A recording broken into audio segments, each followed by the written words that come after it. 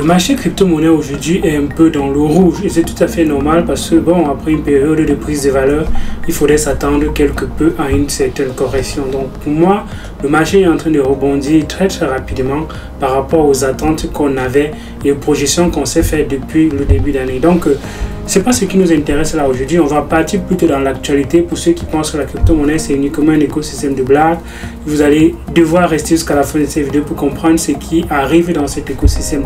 Il y a des choses assez impactantes qui sont en train d'arriver et de se passer dans cet écosystème.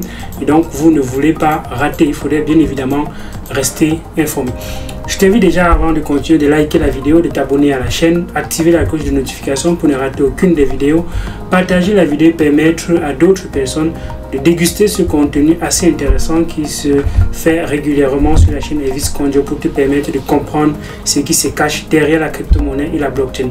Il y a déjà plein de vidéos sur la chaîne, c'est un régal.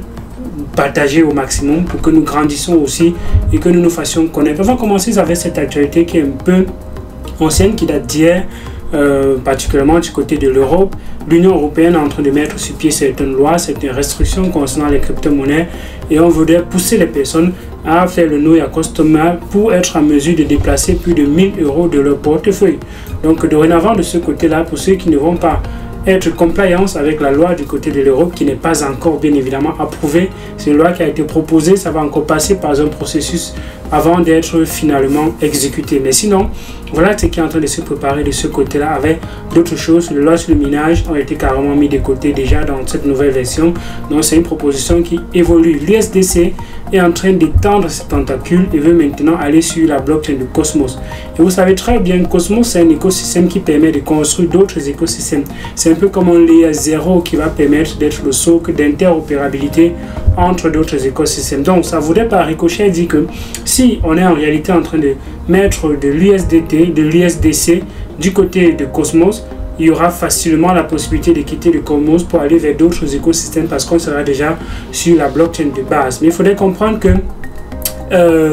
l'écosystème qui prend une crypto-monnaie qui est beaucoup adossé sur le dollar et le dollar qui est en train de passer par une mauvaise passe, ça peut avoir quand même des impacts qui ne sont pas très intéressants. On va voir ça dans une prochaine vidéo avec d'autres choses qui sont en train de se mettre sur pied. Est-ce que les stablecoins décentralisés ont encore un avenir ou bien ont encore de la place à se faire dans cet écosystème crypto? Est-ce qu'il en faut vraiment?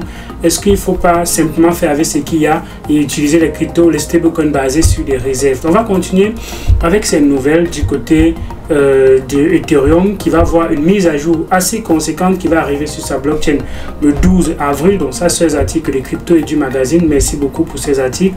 Donc une fois que la mise à jour sera faite, c'est une mise à jour combinée qui va à la fois voir, on parlait beaucoup de la mise à jour de Shanghai qui va se faire en même temps que la mise à jour de Capella, quelque chose comme ça. Ça va combiner donc ces deux mises à jour et mettre à possibilité de permettre aux gens qui avaient bloqué leurs Ethereum dans la Bitcoin Chain pour permettre le transfert, pour permettre la migration vers le Proof of Stake qui n'ont pas encore la possibilité de retirer leurs Ethereum.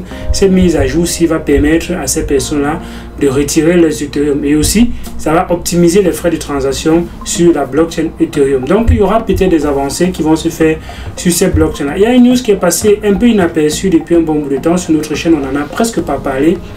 C'est AV qui est en train de mettre sur pied un stablecoin algorithmique qui est comme ça le GOT, le Go, qui va être un stablecoin basé sur son écosystème un peu comme le DAI qui est émis par MakerDAO. Donc vous savez très bien que le DAI est créé quand on va déposer des crypto-monnaies dans la plateforme de lending de MakerDAO. Donc AV également a réagi, ils sont en train de créer un stablecoin backé par la réserve qu'ils ont sur les emprunts que les gens viennent faire sur la plateforme. Ils vont donc émettre un stablecoin qui va être créé quand les gens vont venir déposer et qui va être retiré quand les gens vont venir retirer ce qu'ils ont déposé. Donc il faudrait attendre quand même des choses assez significatives du côté des AV parce qu'à la différence, on aura la possibilité de retirer les AV pour créer comme ça cet autre stablecoin. Ils veulent réussir le challenge que Duno n'a pas réussi. Est-ce qu'ils vont réussir? Essayons de voir ce qui se passe de ce côté-là. Netflix aujourd'hui va introduire également les gaming, les services de gaming sur la télévision. Donc dorénavant avec les télévisions qui vont supporter Netflix, vous allez voir arriver du côté de cette télévision là la possibilité de voir du gaming, et le gaming sera forcément basé sur la blockchain pour permettre de conserver certains assets et une certaine transparence au niveau de la blockchain, comme reporte Bloomberg. Citi c'est un service bancaire qui va donc comme ça voir un potentiel de 4 trillions, ils sont en train de faire une estimation de 4 trillions d'assets sur la blockchain. Ça veut dire quoi? Qu'il y aura une tokenisation des assets. Là, ça c'est la tokenisation, tokenize assets. Donc la tokenisation des assets qui va arriver sur la blockchain a un potentiel de 4 trillions. Aujourd'hui, quand on essaie de voir les assets tokenisés qu'il y a sur la blockchain, c'est un marché très très faible. Il faudrait donc justement voir les plateformes qui permettent de tokeniser les assets, un peu comme Polymath. Polymath permet justement de créer des tokens, de tokeniser des assets du monde réel. On peut tokeniser un peu n'importe quoi. Ça peut être un sac qu'on va dire, ok, c'est trop cher, on se met ensemble pour acheter, plusieurs personnes sont propriétaires. C'est un peu la tokenisation. On peut tokeniser tout et n'importe quoi, mais il faudrait qu'on le fasse avec une certaine transparence, avec un certain nombre de choses quand même, pour garantir que oui, ce qu'on tokenise, c'est quelque chose d'intéressant. Du côté de l'Amérique du Sud, on a South American Airlines qui adopte les NFT pour faire des tickets. Vous voyez un peu comment le monde évolue. Des compagnies aériennes sont déjà en train d'adopter le NFT pour faire des tickets. Donc les tickets, c'est plus simplement quelque chose, comme vous savez très bien qu'il y a des personnes qui collectionnent les tickets. Ils veulent bien collectionner tous leurs billets de vol qu'ils ont voyagé de par le monde entier. Tu as fait un vol d'ici à là, tu voudrais bien avoir une trace, tu voudrais bien garder cela comme souvenir quelque part. Donc en tokenisant ces tickets sous forme de NFT, en mettant ça sous forme de NFT, les NFT c'est un token, parce que certains ne vont pas comprendre que j'utilise le mot tokeniser. Oui, en mettant ça sous forme de token, parce que le NFT c'est un token, ça va te permettre d'avoir dans ton portefeuille tous tes billets de voyage. Quand tu vas voyager de par le monde entier, à un moment donné, tu peux retracer ton parcours, tu peux retracer tes souvenirs. Tu peux voir, je suis allé ici, et là, ça te rappelle un moment que tu as vécu là-bas. Tu peux dire, ok, j'ai voyagé en 2020, quand tu es allé en 2050, tu dis en 2023, j'ai voyagé pour aller à tel endroit, et voici la preuve. Et là, ça te fait revivre encore ces moments-là, ces instants, comment est-ce que ça s'est passé. Donc, je pense que c'est quelque chose qui est assez intéressant, c'est une innovation. Peut-être plusieurs blockchains, plusieurs autres compagnies aériennes vont également proposer ce genre de service. Et pour cette compagnie, South American Airlines va se baser sur la blockchain de Algorand pour pouvoir émettre ces tokens. Ça veut dire que plus on va faire des transactions avec ces tokens, les gens peuvent même revendre, les gens peuvent être des collectionneurs des tickets de voyage. Or, les tickets de voyage seront uniquement émis aux personnes qui vont acheter les billets d'avion. Donc, concrètement, ce sont des personnes qui vont acheter pour avoir ces tickets, et ces tickets-là peuvent avoir des valeurs qu'ils peuvent revendre après dans un marché secondaire, par exemple. Donc, c'est toute une économie qui est en train de se créer et qui peut se créer comme ça avec les NFT autour des billets d'avion. Revenons sur le cas Sam Bankman-Fried, qui est aujourd'hui en train de refuser les allégations comme quoi il aurait payé des sommes d'argent au gouvernement, chinois pour permettre de débloquer, de défriser une certaine quantité d'argent. On parle de 1 milliard de dollars dans un compte on aurait payé environ quelque chose de 40 millions au gouvernement chinois pour pouvoir avoir accès à ces fonds et permettre à la Media Research de pouvoir faire du trading avec cela. L'UNICEF également teste un DAO, donc un protocole décentralisé, pour pouvoir émettre comme ça les programmes qu'ils offrent. Vous savez que l'UNICEF offre beaucoup de programmes de soutien pour des zones où il y a des personnes qui sont en fait des personnes nécessitées de par le monde entier. Donc ils sont en train de tester comme ça un DAO sur le réseau de Polygon pour mettre comme ça leur service sur la blockchain. Du côté de la DeFi, on va observer quand même une certaine croissance de la TVL depuis le début d'année. Vous avez vu, la TVL a drastiquement chuté, et c'est normal parce que le marché baisse, et quand le marché baisse, c'est normal que la TVL baisse aussi parce que c'est évalué en fonction de ce qui est déposé dans le protocole. Donc, on a quand même un regain de la TVL avec l'arrivée des plateformes Optimism qui va voir comme ça arriver beaucoup, Arbitrum plutôt, qui va voir arriver beaucoup de liquidités sur sa blockchain également, et qui est intéressant pour la finance décentralisée. Vous pouvez regarder bien cette tête, c'est la tête de quelqu'un qui avait dit à un moment donné, vendez vos crypto-monnaies, et aujourd'hui il revient et il dit, big short Michael, Boris said he was wrong to say sell. Donc il était totalement en erreur de demander aux gens de revendre. Donc faites très attention avec les personnes que vous suivez. Faites très attention avec les news que vous écoutez. Il ne faudrait pas simplement gérer votre portefeuille parce que quelqu'un a dit de faire ci, parce que quelqu'un a fait ça. Il faut avoir le money management, il faut avoir le risk management.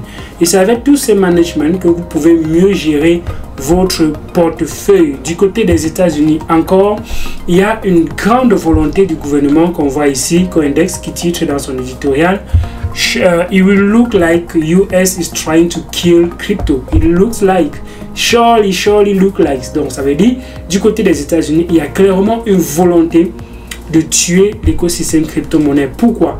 On va descendre un peu pour voir un peu. La première raison, c'est que les États-Unis étaient à la base une terre d'opportunité. Une terre d'opportunité et une terre de liberté.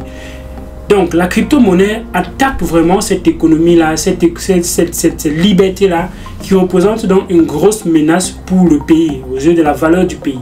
Imaginez-vous un pays où on n'a pas le contrôle sur la monnaie. Imaginez-vous un pays où aujourd'hui on ne peut plus soutenir les économies quand elles tombent parce que ça repose sur un argent dont on n'a pas le contrôle d'une certaine façon. Quelque part, est-ce que ça fait encore qu'il y a un pays sur Terre qui sera destiné la terre des opportunités? Est-ce que tous les pays ne seront pas plutôt la terre des opportunités? Donc, les Américains s'inquiètent un peu de comment est-ce qu'ils sont en train de vouloir perdre cette première place de leadership là avec les crypto-monnaies d'une certaine façon. La deuxième chose, c'est que the land of crumbling infrastructure, donc une terre pour les infrastructures, our leadership can't even most of the coordination necessary to repair the country bridge. Donc il dit il y a un problème de coordination du côté des États-Unis qui fait en sorte que quelque part ils sont en train de perdre ce leadership là. C'est tel organisme qui va venir dire quelque chose, c'est un autre organisme qui va venir dire quelque chose en contradiction avec ce qui est dit de l'autre côté. Regardez par exemple la CFTC qui est aujourd'hui en train de poursuivre Binance, qui dit que non, Ethereum c'est plutôt un commodity, donc c'est plutôt comme le Bitcoin, donc qui n'est pas un security token. Mais d'un autre côté, on a la SEC avec certains new attorneys en général qui disent que ce sont des security. Donc il n'y a pas cette coordination du côté des États-Unis avec les différents organes qui sont censés gérer comme ça les fonds ou bien surveiller et contrôler les marchés, mais ils se disent des choses différentes, ils sont en train de mener des combats différents, ils ne sont pas totalement en accord. Du coup, c'est comme si les États-Unis sont en train de perdre leur leadership. Mais bon, quant aux crypto-monnaies, il y a un autre qui a dit clairement, peu importe ce que l'Amérique fait, ils ne peuvent pas tuer les crypto-monnaies. Ils vont peut-être interdire la crypto-monnaie aux Américains, mais d'autres pays, ça va continuer à exister, ils vont continuer à utiliser. Donc, je vais revenir sur cette prédiction du Bitcoin qui est en train de voir comment la courbe, on a cassé le support de résistance. Pour ceux qui ne savent pas ce qu'on appelle une résistance, c'est un endroit où la crypto-monnaie, généralement, quand elle arrive à ce niveau, redescend. Donc, quand ça arrive à 20, ça redescend encore à 15. Quand ça arrive à 20, peut-être ça redescend à 18. Ça arrive encore à 20, ça redescend, ainsi de suite. On appelle dans la zone de 20 une zone de support. Donc, ici, on voit qu'il y a plusieurs mois, le Bitcoin refranchissait autour de 20, 27, 24, bon pas 20 mais 24, 26, 27. On voit que là présentement on est en train de casser le support et on est en train de la résistance plutôt, et on est en train de mettre peut-être un nouveau support. Il faudrait comprendre que les supports à un moment donné deviennent des résistances. Une résistance, c'est l'endroit où la crypto-monnaie baisse jusqu'à atteindre ce niveau et remonte. Ça baisse jusqu'à atteindre ce niveau, ça remonte, c'est ce qu'on appelle donc une zone de résistance. Donc parfois les supports deviennent des résistances parce que si on traverse, on remonte, on descend à 28, on remonte, on descend à 28, alors 28 devient donc une zone de support. Donc présentement le marché est plutôt en confiance avec certains indicateurs comme le EMA, ça c'est le EMA sur 100 périodes, le EMA sur 50 périodes, EMA sur 20 périodes parfois. Donc on voit qu'on est un peu en train de trader au-dessus du EMA. Parfois c'est pas trop intéressant, ça montre que parfois la crypto-monnaie est dans un prix qui n'est pas rationnel et on peut redescendre pour atteindre les différents EMA par exemple. Donc voilà une petite analyse technique. On va revenir, on va pas aller dans trop de détails pour expliquer un certain nombre de choses aussi simplement, parce que si on commence à mettre les indicateurs, les ci, les ça, on risque de perdre plusieurs autres personnes. C'est pour ça qu'on est resté sur un graphique light avec beaucoup moins de choses pour vous permettre de comprendre justement le support et la résistance que vous avez forcément compris dans cette vidéo. Dis-moi ce que tu penses déjà de cette vidéo. Est-ce que tu as appris quelque chose? Qu'est-ce que tu penses des nouvelles qu'il y a dans le marché? Est-ce que c'est plutôt bullish? Est-ce que c'est plutôt bearish? Like déjà la vidéo, partage, abonne-toi à la chaîne pour ne rater aucune des vidéos sur la chaîne Elvis Conde. D'ici à la porte, bien. Ciao.